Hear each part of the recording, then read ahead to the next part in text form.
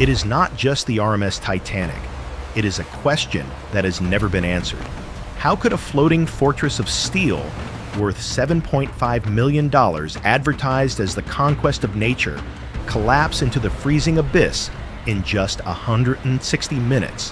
Why did a system designed to defy the violence of the North Atlantic surrender to a simple cold equation? And more importantly, why did 1,500 souls become the first victims of the very confidence they trusted? But that is only the surface. Behind the moment the stern rose silently towards the stars lies another story less told, but equally dangerous, about locked iron gates, mathematical arrogance, and a chain of small errors merging into history. Why did it all happen in 1912? And what actually killed the Queen of the Ocean ice hubris, or the calculator? Stay tuned, because the truth about the Titanic is unlike any story you know. April 10th, 1912. The day did not smell like tragedy. It smelled of fresh paint coal dust and the electric ozone of the new century. To understand the horror of the end, you must first understand the seduction of the beginning. The Titanic was not merely a transportation vessel. She was a declaration of war against nature. In an era where the ocean was still a terrifying, untamed frontier, this ship was civilization's ultimate fortress. She was 882 feet of man-made arrogance designed to make the Atlantic Ocean feel small.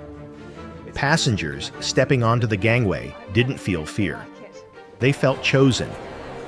For the wealthy in first class, the ship was an extension of the Ritz. The staterooms were not cabins. They were apartments paneled in mahogany and silk. The air inside didn't taste like sea salt. It tasted of expensive cigars, champagne, and the warm, reassuring hum of the dynamos. The electric lights, thousands of them, banished the night so effectively that time itself seemed to stop. It was a world of absolute order, where the soup was always hot, the music was always playing, and the ground beneath their feet felt as solid as the streets of London. The crystal glasses on the dinner tables chimed in perfect unison, masking the deep rhythmic groaning of the steel floor beneath their dancing shoes. But the ship was built on more than just steel. It was built on a rigid Victorian philosophy. The architecture of the Titanic was a physical map of the class system. At the top, the air was light and the views were endless.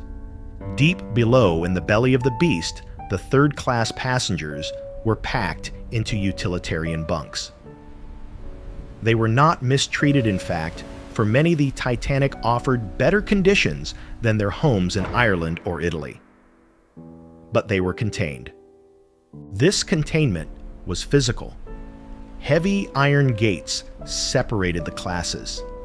In the logic of 1912, these gates were a sanitary measure designed to prevent the spread of infectious diseases from the poor to the rich.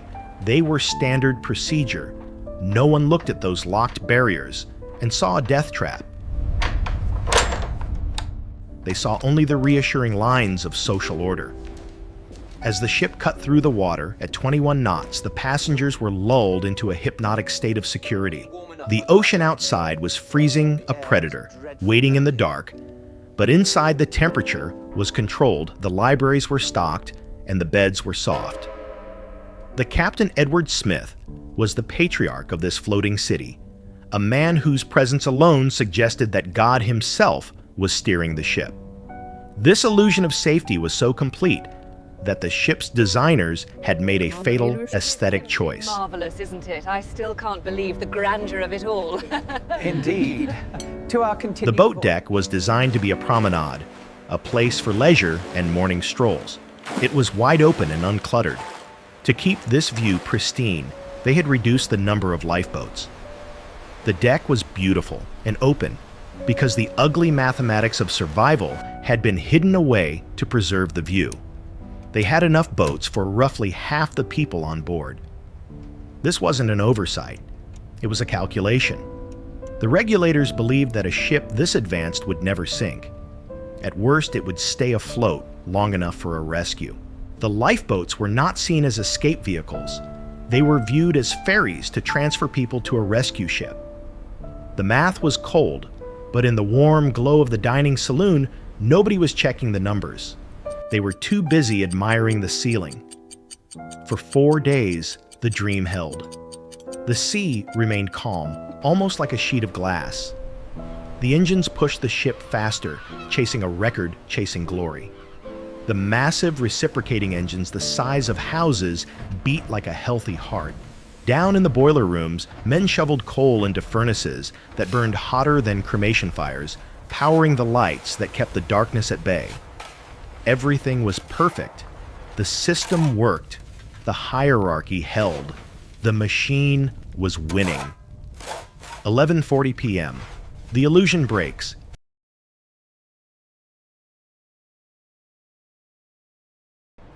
It does not begin with a roar. It begins with a vibration, a shudder that runs through the spine of the ship like a nervous twitch in a sleeping giant.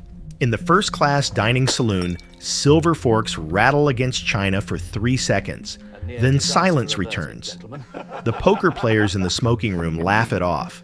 They barely spilled their whiskey. But down in the forward holds, the reality is deafening. As a steward on D-deck straightens a painting that shook loose, the Atlantic Ocean is already jetting into the Boiler Room 6 with the pressure of a fire hose. The iceberg has not smashed the ship. It has surgically opened it, a 300-foot gash, a fatal wound hidden entirely underwater. The Predator Ocean is no longer outside. It is inside. Thomas Andrews, the ship's architect, stands in the bridge with the captain. He holds the schematics in his hands. His face is pale. He is doing the math. I'm afraid so, Mr. Andrews. The forward compartments are compromised. The ship is designed to float with 4 watertight compartments flooded. The ice has breached 5. The equation is simple. The result is absolute. There is no debate, no negotiation with physics. The ship is a dead thing. It just hasn't fallen over yet. Andrews looks at the captain and delivers the sentence, an hour, maybe 2. Now, the betrayal begins. The order goes out, women and children first. But the order does not travel at the speed of sound. It travels at the speed of class. On the boat deck, officers are politely waking up millionaires, helping them into life jackets, as if dressing them for a winter walk. The band begins to play. They play upbeat ragtime music. It is a psychological sedative. The bright electric lights remain on, casting a warm golden glow against the pitch-black sky. It looks safe. It feels safe. This is the cruelty of the horror of waiting. The deck is level. The music is cheerful. But the math is ticking. Deep below the scene is a war zone. The sanitary iron gates, those procedure barriers, are now locked cages. Third-class passengers' families, clutching everything they own in burlap sacks, press against the steel grills. They scream for the stewards to open them. The stewards, trained to follow orders, hesitate. They have no instructions. They wait. And while they wait, the water rises past their ankles, then their knees. Freezing, oily black water. While a first-class passenger complains that the lifeboat is too cold, a third-class father is using his shoulder to batter a locked steel gate as the water touches the ceiling behind him. 12:45 a.m. The first lifeboat is lowered. It has a capacity of 65. It leaves with 28. The mathematics of death is compounded by the mathematics of incompetence. The crew, afraid the davits will buckle, launch them half empty. They are throwing away seats in the only vehicles that matter. The angle of the deck begins to shift. It is subtle at first, then undeniable. Gravity, once a constant, becomes a variable. Walking requires effort. The horizon is wrong. The false hope spikes. The pumps are working furiously. The lights blaze with defiant intensity. For a moment, a rumor spreads. A rescue ship is on the horizon. The Californian. See the lights. People stop panic buying seats in the boats. They wait. They smile. They trust the system. Then the ocean crushes the hope. The bow dips violently. A wave washes over the forward deck, not with a crash, but with a smooth, heavy inevitability. The water climbs the stairs. It is hunting. 1:50 a.m. The panic is no longer silent. The civilized mask of the Edwardian era falls off. The stern is rising into the air, lifting the massive propellers out of the water. They hang there black, cyclopean crosses against the stars, dripping water onto the screaming crowds below. The sounds change. The playful ragtime music has stopped. Now the soundtrack is the terrifying groan of metal under torture. The ship is bending.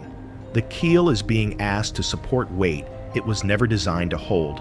Rivets, thousands of them, pop like gunfire pinging into the dark. As the priest on the aft deck finishes the Lord's Prayer, the main expansion joint fails with a sound like a thunderclap, snapping the ship's spine in two. The lights flicker once, twice, and then the true horror, total darkness.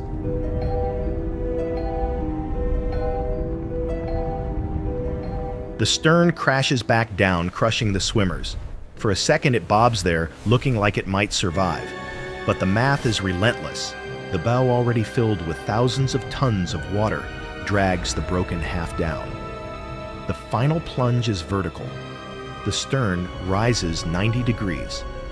Passengers cling to the railings, dangling over the abyss. Then the slide begins. The elevator to the bottom of the world, the roar of escaping air, the implosion of bulkheads, and then 2:20 a.m., silence. Not a quiet silence.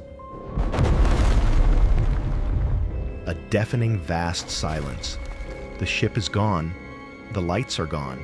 All that remains is a flat, black mirror of water and the cries of 1,500 people thrashing in water that is 28 degrees Fahrenheit.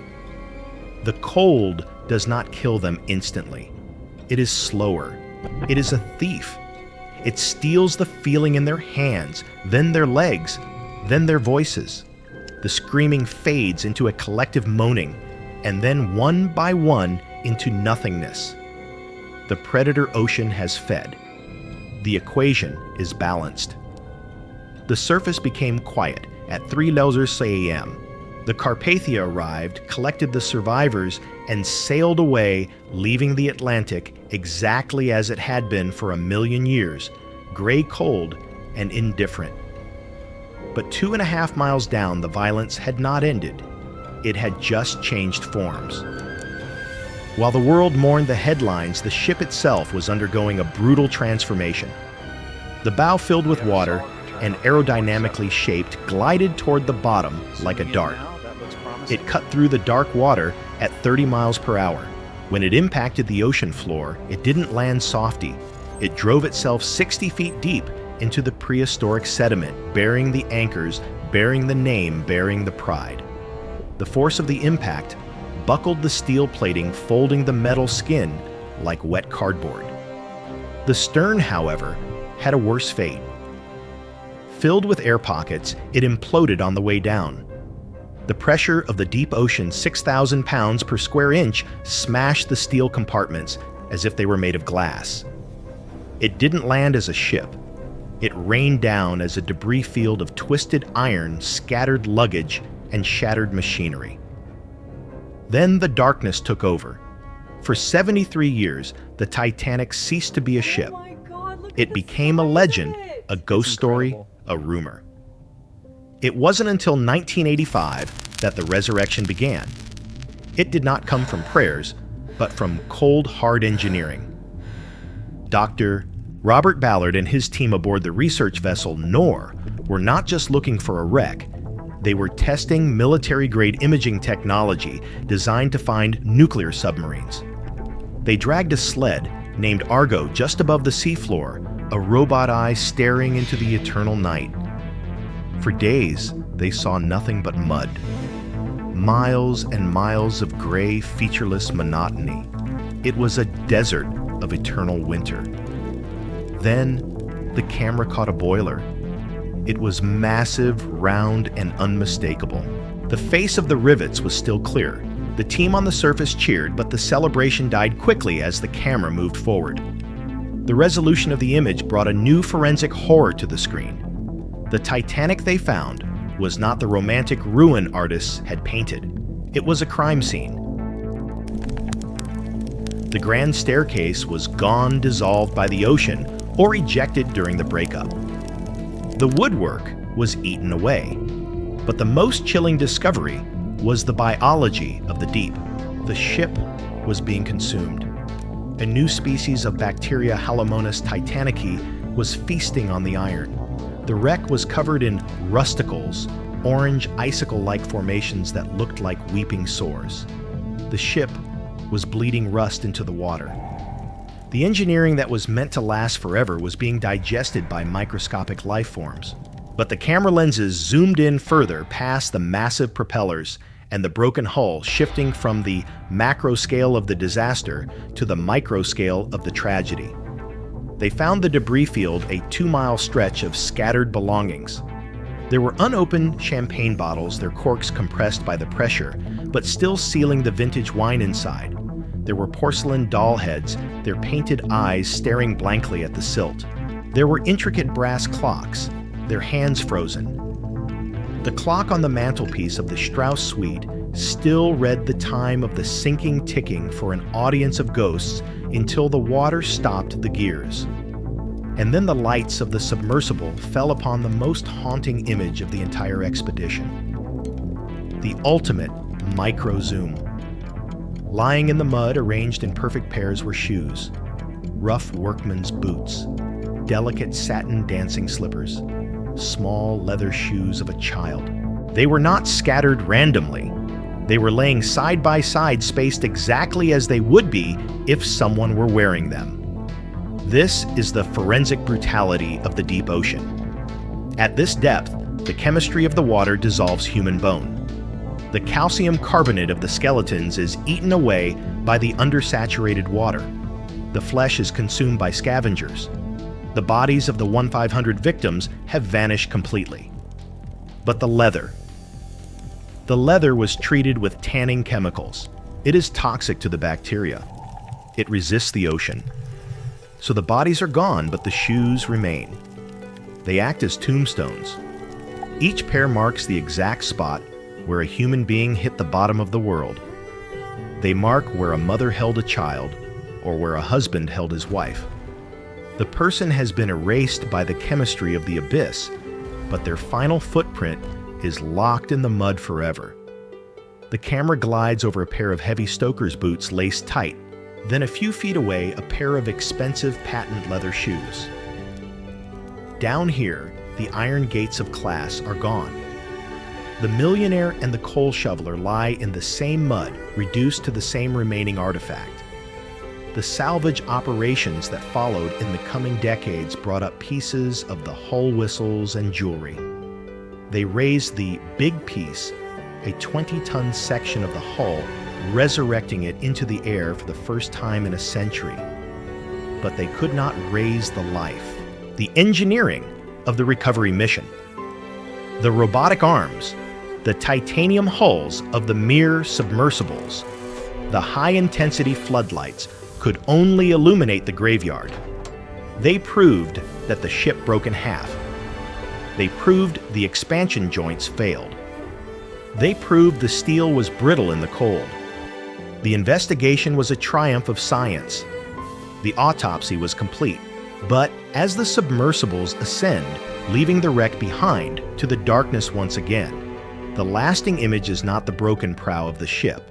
It is those empty shoes pointing upward, waiting for a rescue that came 70 years too late. The Titanic will not last forever. Scientists predict that within 20 to 30 years, the bacteria will finish their meal. The iron structure will collapse into a rust stain on the ocean floor, merging with the sediment until nothing remains but the porcelain and the glass. But the lesson remains harder than the steel ever was. The Titanic was not just a tragedy of the past. It is a warning for the future. It is a monument to the dangerous moment when we believe our own marketing. We built a ship that we said could not sink, and because we believed it, we removed the safety nets. We trusted the math of profit over the math of survival. Today, we build skyscrapers that scrape the stratosphere AI systems that think faster than we do, and spacecraft that aim for Mars. We tell ourselves we have mastered the variables. We tell ourselves we are safe. But the ocean is still there. It is indifferent to our technology. It is indifferent to our wealth. It is patient. The mathematics of 1912 are still true today. If you subtract the margin for error to chase efficiency, the result is always catastrophe. The ice is always waiting in the dark. And somewhere in the deep silence of the Atlantic, the pressure is still crushing the last remnants of the Gilded Age, proving once and for all that while man can build the machine, nature always owns the patent. History is not just dates and numbers. It is the collective memory of our species. Thank you for taking the time to remember these events with us. If you have a story or an event you believe deserves to be told, leave it in the comments. We are listening.